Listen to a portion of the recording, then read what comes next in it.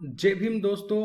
आज के इस वीडियो में हम बाबा साहब अम्बेडकर द्वारा लिखी गई किताब एनिहिलेशन ऑफ कास्ट को एक्सप्लेन करने जा रहे हैं, जो कि एक बहुत ही ज़बरदस्त किताब है। बाबा साहब द्वारा लिखी गई है, बहुत ही ज़बरदस्त किताब है और मैं रिकमेंड करूंगा सबको कि वो इस किताब को ज़रूर पढ़ें, क्योंकि इस किताब के अंदर बाबा साहब ने ये पूरी तरह से एक्सप्लेन कर दिया है, पूरी तरह से एक चीज़ को एक्सप्लेन कर दिया है कि जो भी इस देश के शूद्र हैं, हिंदू धर्म के शूद्र हैं, बहुजन समाज है, मूल निवासी समाज है, उनके पास में कोई ऑप्शन नहीं है धर्म परिवर्तन के अलावा। कोई ऑप्शन है ही नहीं उनके पास में धर्म परिवर्तन के अलावा। धर्म परिवर्तन ही उनके पास में एक अंतिम रास्ता बचा है। जो ये ब्राह्मण धर्म का जो अन्याय वो सहते हुए आ रहे हैं सदियों से, उस अन्याय से बचने का सिर्फ धर्म परिवर्तन ही एक मात्र साधन है। वो इस बात में बाबा साहब ने काफ़ी लॉजिकल तरीके से, काफ़ी रीजनिंग तरीके से, बहुत लॉजिकल वे में उस चीज़ को समझाया है। तो अगर किसी को भी डाउट है, स्पेशली किसी बहुजन समाज के इंसान को अगर डाउट है कि भाई हमें धर्म परिवर्तन करना चाहिए या नहीं करना चाहिए, जरा सा भी डाउट है, तो वो इस बुक को पढ़ लें। अगर उस बंदे में जरा सा भी दिमाग होगा और लॉजिकली सोच सकता है, तो वो इस बात से बिल्कुल कन्विंस हो जाएगा कि बिना धर्म परिवर्तन किए जो ब्राह्मणिकल धर्म की जो अन्याय वो आज तक सहते हुए आए हैं, उससे बचने का और कोई तरीका है ही नहीं। और इस बुक के अंदर बाबा साहब ने खुद भी एंड में जाकर इस बात के इंडिकेशंस दे दिए थे कि अब वो धर्म परिवर्तन करेंगे, क्योंकि उनके पास में सिर्फ धर्म परिवर्तन ही लास्ट रास्ता बचा है। क्योंकि उन्होंने इतना चीज़ें पढ़ी, बहुत सारी चीज़ें पढ़ने के बाद में सिर्फ उनका यही कंक्लूजन निकला है कि जो हिंदू धर्म है, ब्राह्मण धर्म है, सनातन धर्म है, वर्णाश्रम धर्म है, उसको रिफॉर्म नहीं किया जा सकता, उसमें सुधार किया ही नहीं जा सकता। और उसमें सुधार क्यों नहीं किया जा सकता, वो काफ़ी हद तक बाबा साहब ने काफ़ी अबाउट 100% इस चीज़ में इस बुक के अंदर एक्सप्लेन कर दिया है कि क्यों हिंदू धर्म के अंदर सुधार नहीं किया जा सकता। काफ़ी लॉजिकल वे में इस चीज़ को एक्सप्लेन कर दिया है। और क्योंकि जब हिंदू धर्म में सुधार किया ही नहीं जा सकता, हिंदू धर्म से जाति प्रथा हटाई ही नहीं जा सकती, तो फिर हमारे पास बहुजन समाज के पास में सिर्फ एक ही रास्ता बचता है कि धर्म परिवर्तन कर लें और ब्राह्मण, सनातन धर्म, हिंदू धर्म को छोड़ दें। और रियली मैं फिर कह रहा हूँ कि इस बुक को बहुजन समाज का हर पढ़ा लिखा इंसान तो जरूर पढ़े ही पढ़े, और वो खुद पढ़े, कोशिश करें इंग्लिश में पढ़ें, और इंग्लिश में नहीं मिलता है तो अगर हिंदी पढ़ सकते हो तो हिंदी में पढ़ें, तो आपको सारे जो डाउट्स हैं वो काफ़ी हद तक क्लियर हो जाएंगे। और क्योंकि बाबा साहब ने इस बुक में मैंने ये बुक पढ़ी है, तो मुझे इतना इस बुक को पढ़ने में इतना इंटरेस्ट आया, और बहुत ही ज़्यादा इस चीज़ से पता लगा कि क्या कारण है कि बाबा साहब ने जो हिंदू धर्म छोड़ा है, ब्राह्मण धर्म छोड़ा है, वो क्या कारण रहे कि बाबा साहब ने ये धर्म, ब्राह्मणों का धर्म छोड़ा है। तो ये बहुत ही लॉजिकल तरीके से बाबा साहब ने बताया है, इसलिए आई रिक्वेस्ट कि इस बुक को आप जरूर पढ़ें। तो अब हम अगर जो बुक को नहीं पढ़ सकते, तो हम अब इस चैनल पर इस बुक के वीडियोस डाल देंगे। आने वाले टाइम में हम लगभग सारे टॉपिक्स पर, जो भी इसकी चैप्टर्स हैं, उस पर हम इस बुक का अगर हम थोड़ा सा फ्रेंड्स, यहाँ पर मैं वीडियो शुरू करने से पहले एक चीज़ बोल दूं कि आप प्लीज़ जो हमारे वीडियोस देख रहे हैं, अगर आपको ये वीडियोस अच्छे लगते हैं तो प्लीज़ लाइक, कमेंट जरूर करें, और वीडियोस को शेयर ज़्यादा से ज़्यादा करें अपने फ्रेंड्स के साथ में, रिलेटिव्स के साथ में, फैमिली के साथ में, अपनी सोशल मीडिया प्रोफाइल्स पर इन वीडियोज़ को शेयर करें, ताकि जो बाबा साहब का मैसेज है, हमारे बहुजन महामानवों का जो मैसेज है, वो ज़्यादा से ज़्यादा लोगों तक पहुँच सके और लोग उनके बारे में, उनके विचारों के बारे में ज़्यादा से ज़्यादा जागरूक हो सके। तो इसलिए ज़्यादा से ज़्यादा लाइक कीजिए, कमेंट कीजिए और शेयर जरूर कीजिए वीडियोस को, और चैनल को सब्सक्राइब जरूर कीजिए, ताकि आपको हमारे चैनल पर जो ज़्यादा से ज़्यादा जो और वीडियोस डलने वाले हैं बहुजन महामानवों पर, उनके विचारों के बारे में, बहुजन समाज से रिलेटेड वीडियोस, वो आपको ज़्यादा से ज़्यादा उनके नोटिफिकेशन मिल सके और आप उन वीडियोज़ को देख सके। इसलिए उस चैनल को सब्सक्राइब जरूर कीजिए। अब हम शुरू करते हैं हमारे वीडियो को, जो कि है annihilation of caste with a reply to Mahatma Gandhi. Actually जो एनिहिलेशन ऑफ कास्ट, ये जो बुक एक्चुअली बुक नहीं है, एक स्पीच है।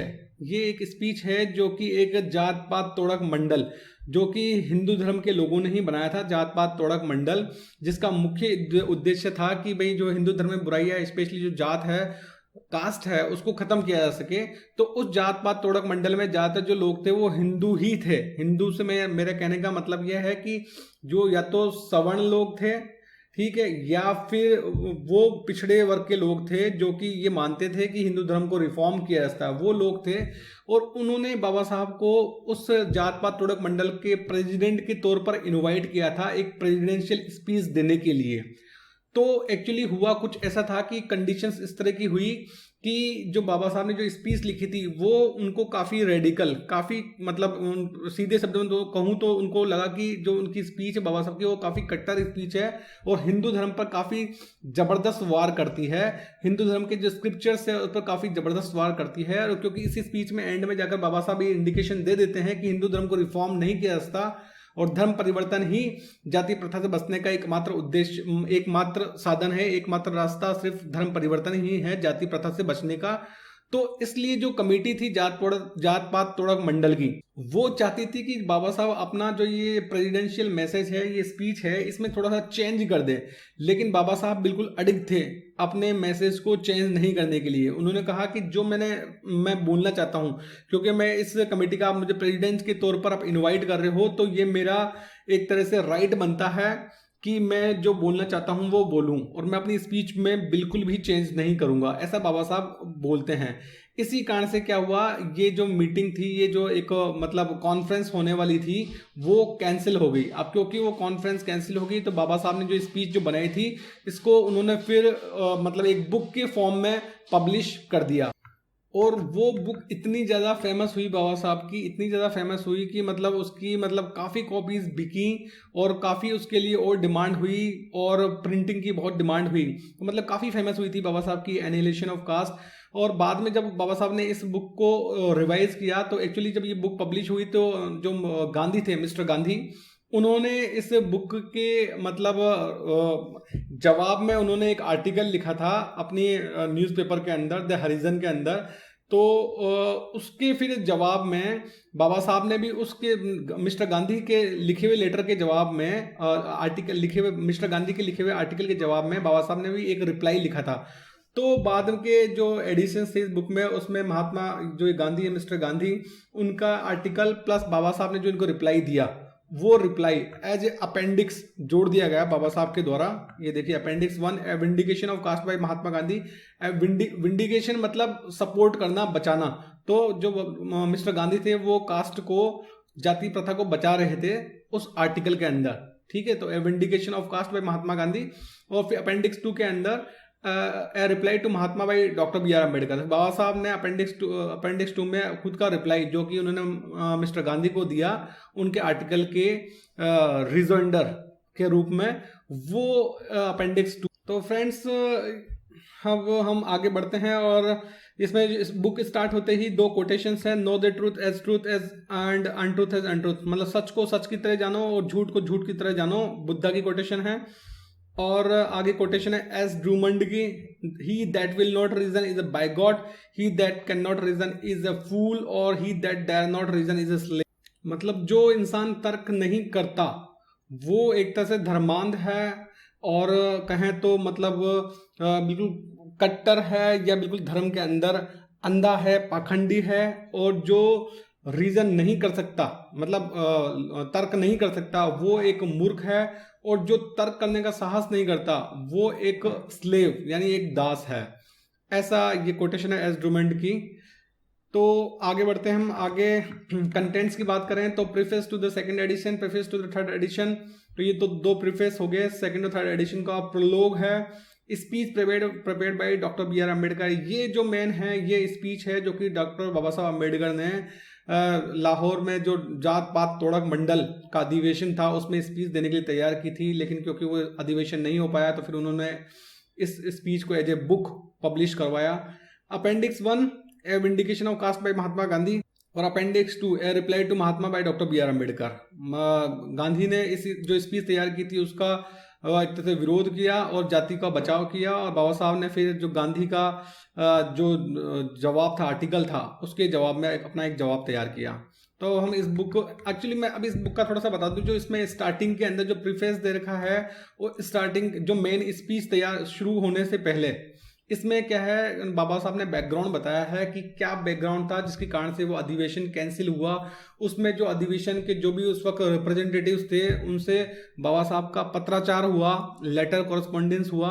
तो उस लेटर कॉरेस्पॉन्डेंस की जो कुछ मुख्य बातें होंगी वो मैं आपको इस वीडियो के अंदर बता देता हूँ, क्योंकि बहुत सारे लेटर्स का आदान प्रदान हुआ है, बहुत सारे लेटर्स को एक दूसरे को लिखा गया है। तो मैं उन लेटर्स की जो मुख्य बातें हैं वो इस वीडियो के अंदर यूज़ कर लूँगा, सम्मिलित कर लूँगा। तो अब हम डिस्कस करते हैं इस बुक के प्रोलॉग को। इस बुक के प्रोलॉग में बाबा साहब ने वो सारे के सारे लेटर्स डाल दिए हैं जो कि उस जात पात तोड़क मंडल के प्रतिनिधियों से बाबा साहब का जो कॉरस्पॉन्डेंस हुआ था, वो सारे लेटर्स उन्होंने प्रोलॉग में डाल दिया है। और इन लेटर्स की जो मुख्य बिंदुओं को हम डिस्कस कर लेंगे तो उससे हमें आइडिया लग जाएगा कि क्या कारण था कि वो अधिवेशन कैंसिल हो गया, और जो स्पीच बाबा साहब ने तैयार की थी वहां उस अधिवेशन में देने के लिए उनको बुक में के रूप में पब्लिश करना पड़ा। तो हम इस प्रोलॉग के जो मुख्य पॉइंट्स हैं उनको डिस्कस कर लेते हैं। इस प्रोलॉग का जो सबसे इंपॉर्टेंट पॉइंट है वो ये है कि जो अधिवेशन आयोजित करने वाली जो कमेटी थी जात पात तोड़क मंडल, उन्होंने आगे बढ़कर बाबा साहब को न्योता दिया था कि आप हमारे जो अधिवेशन होने वाला है उसमें अध्यक्ष के पद पर आओ, प्रेसिडेंट के पद पे आओ। आगे से बढ़कर उन्होंने बाबा साहब को न्योता दिया था। तो बाबा साहब ने उनको लिखा कि जो नॉर्मली हिंदुओं के जो अधिवेशन होते हैं वो उनमें नहीं जाते, क्योंकि उनका मानना है कि हिंदुओं के अधिवेशन में जाने से कोई फायदा नहीं है। लेकिन क्योंकि आपका जो जात पात तोड़क मंडल है वो स्पेशली जो जाति के अगेंस्ट में, जाति को खत्म करने के लिए काम कर रहा है, तो और आप लोगों ने क्योंकि मुझसे काफ़ी रिक्वेस्ट की है, तो मैं इस चीज़ को, आपका जो इनविटेशन है मुझे प्रेसिडेंट बनाने का, मैं उसको एक्सेप्ट करता हूं। और इस तरह से क्योंकि जो जात पात तोड़क मंडल के लोगों ने काफ़ी इंसिस्ट किया बाबा साहब को, तब जाके बाबा साहब ने मतलब उनका जो इनविटेशन था प्रेसिडेंट बनने का, उस अधिवेशन का प्रेसिडेंट बनने का जो इनविटेशन था, तब जाके बाबा साहब ने वो प्रेसिडेंट बनने का जो न्योता था, इनविटेशन था, उसको एक्सेप्ट किया।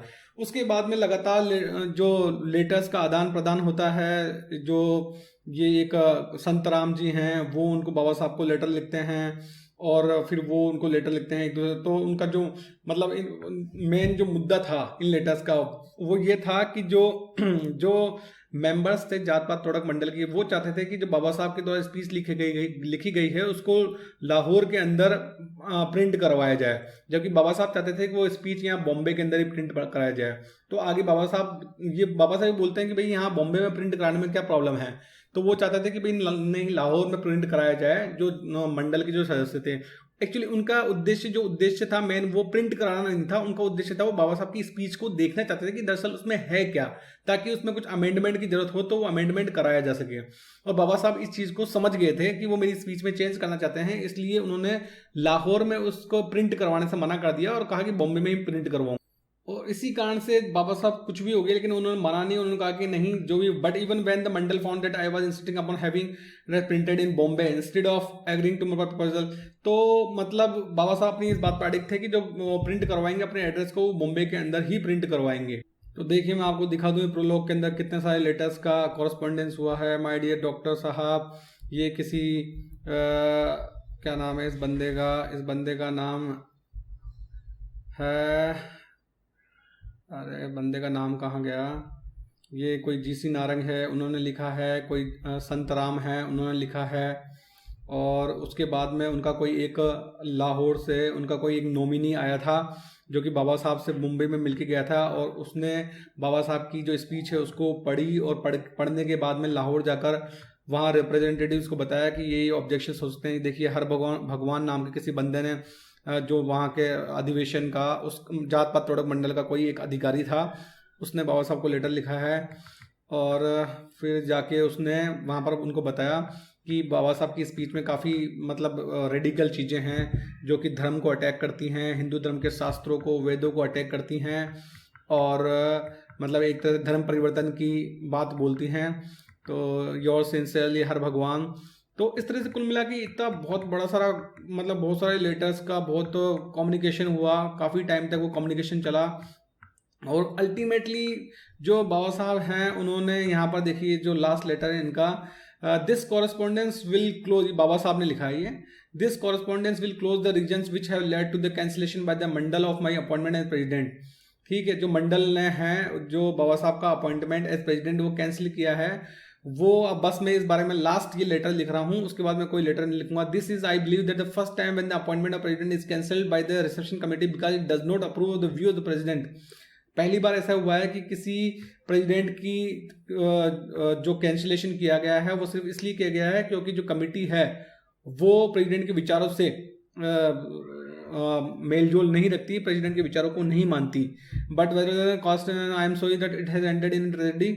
और मतलब कुल मिला के जो बाबा साहब ने ये बोला है कि मैं एंड में जाके बाबा साहब ने ये बोला है कि मैं कुछ भी हो जाए अपनी जो स्पीच देने वाला हूँ उसको चेंज नहीं करूँगा, और क्योंकि आपने इस कारण से इस मीटिंग को कैंसिल कर दिया है और मेरा जो प्रेसिडेंट मुझे बनाया था उसको भी कैंसिल कर दिया है, इसलिए अब मैं आगे से आपके किसी भी अधिवेशन में प्रेसिडेंट बनना या उसमें शामिल होना मैं बिल्कुल भी नहीं करूँगा। तो इस तरह से करके बाबा साहब अपना मतलब एंड होता है इस प्रोलोग का।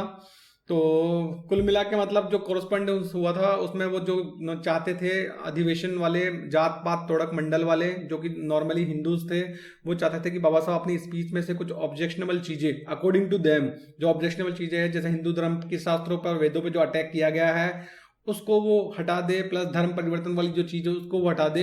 लेकिन बाबा साहब अपनी बात पर अडिग रहे और उन्होंने नहीं हटाया। तो इस कारण से फिर जो मंडल था उन्होंने जात पात तोड़क मंडल था उसके अधिकारियों ने बाबा साहब को प्रेसिडेंट की पोस्ट से, उस अधिवेशन की प्रेसिडेंट की पोस्ट से हटा दिया, उस प्रोग्राम को ही कैंसिल कर दिया एक तरह से। तो इस तरह से फिर बाद में बाबा साहब ने वो स्पीच जो तैयार की थी वो अल्टीमेटली उन्होंने एक बुक के रूप में, एनिहिलेशन ऑफ कास्ट बुक के रूप में पब्लिश करवाई। Speech prepared by doctor B.R. Ambedkar for the 1936 annual conference of the Jat Pat Todak Mandal of Lahore, but not delivered. ठीक है, जो स्पीच बाबा साहब ने बनाई थी 1936 annual conference of the Jat Pat Todak Mandal of Lahore का, लेकिन वो स्पीच डिलीवर नहीं हो पाई, तो फिर उन्होंने इसको एज ए बुक पब्लिश किया। तो दोस्तों इस तरह से इस वीडियो के अंदर हमने इस बुक की मतलब जो बेसिक फाउंडेशन है उसको समझ लिया है कि कैसे ये बुक बनी। एक्चुअली ये स्पीच थी लेकिन क्योंकि इसको बाबा साहब डिलीवर नहीं कर पाए इस कारण से फिर उन्होंने उसको एज ए बुक पब्लिश करवाया। तो ये इस वीडियो के अंदर एक बेसिक सी हमने इस बुक की शुरुआत कर दी है। आगे के वीडियोज में हम इस स्पीच में इस बुक के अंदर क्या है उस चीज़ को हम एक्सप्लेन करेंगे, क्योंकि इस बुक के अंदर बाबा साहब ने पूरी तरह से क्लियर कर दिया है कि जो हिंदू धर्म है, ब्राह्मण धर्म है, उसका सुधार नहीं किया जा सकता, उसको रिफॉर्म नहीं किया जा सकता, इसलिए उसको छोड़ देना ही अच्छा है। तो ये काफ़ी इंपॉर्टेंट बुक है, तो हम आगे आने वाले वीडियोज़ के अंदर इसको एक्सप्लेन करेंगे। तो दोस्तों अंत में ये रिक्वेस्ट करना चाहूँगा कि आप वीडियो अगर आपको अच्छा लगा है तो लाइक, कमेंट और वीडियो को शेयर जरूर कीजिए। ज़्यादा से ज़्यादा अपने फ्रेंड्स, रिलेटिव्स और अपने सोशल मीडिया प्रोफाइल्स पर शेयर कीजिए ताकि अपने जो बहुजन समाज के महामानव हैं उनके विचार लोगों तक पहुँच सकें और जिस तरह के देश निर्माण और समाज निर्माण वो चाहते थे वैसा समाज निर्माण हो सके। तो प्लीज़ चैनल को सब्सक्राइब जरूर कीजिए और वीडियोज़ को शेयर जरूर कीजिए। Thanks for watching the video. जय भीम।